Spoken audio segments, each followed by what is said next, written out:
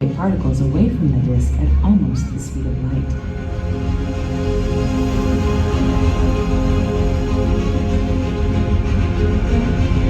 At the core of our galaxy sits the supermassive black hole Sagittarius A star. Watch how it pulls on nearby stars. When one star gets too close, it's torn apart.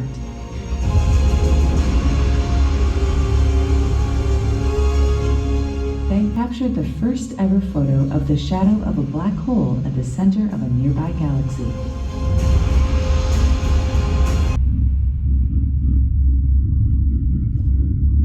Some scientists believe the universe and all its stars and galaxies were formed billions of years ago by way of the Big Bang.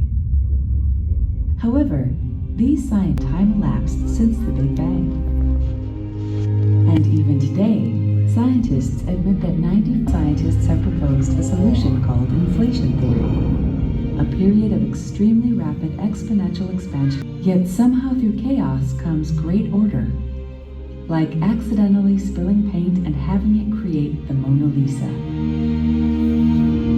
This once again reminds us that when we look at our universe, we see the divine work of an omnipotent and caring God who created it in a 6-day process. And on the first day when God said, "Let there be light," there was light. Then, on day 4 of Creation Week, God created the stars.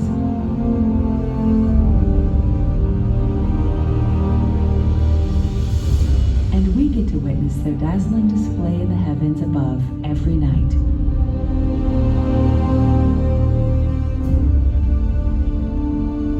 Let's return to the constellation Ursa Minor. Within Ursa Minor, we'll find a smaller collection of stars. There it is, the Little Dipper. At the North Star, a yellow supergiant with mass greater than our sun. During the winter months, it is high enough for us to see it. This well-known constellation, with its 3 bright blue stars, can be seen in both hemispheres and was even mentioned in the Bible. 2 million years by evolutionary reckoning. Their presence indicates that the universe is young. If the universe were 13.8 billion years old,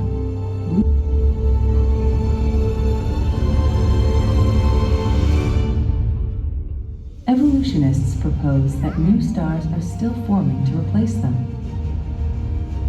But most star formation scenarios require at least one generation of stars to already exist. Others depend upon hypothetical entities to generate stars.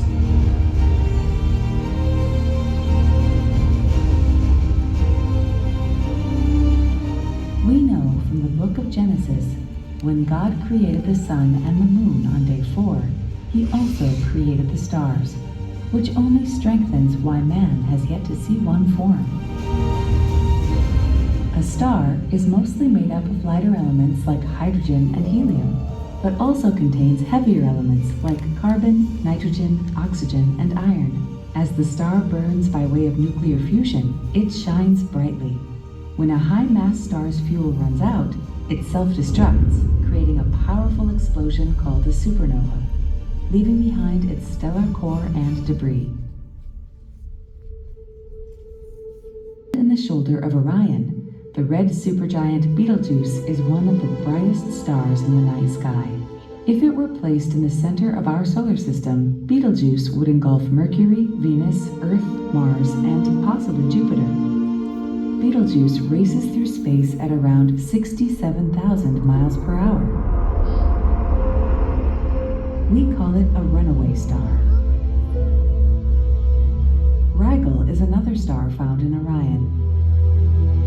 This massive blue supergiant has strong stellar winds that cause it to lose mass 10 million times quicker than our sun. Expected to one day end in a stunning supernova.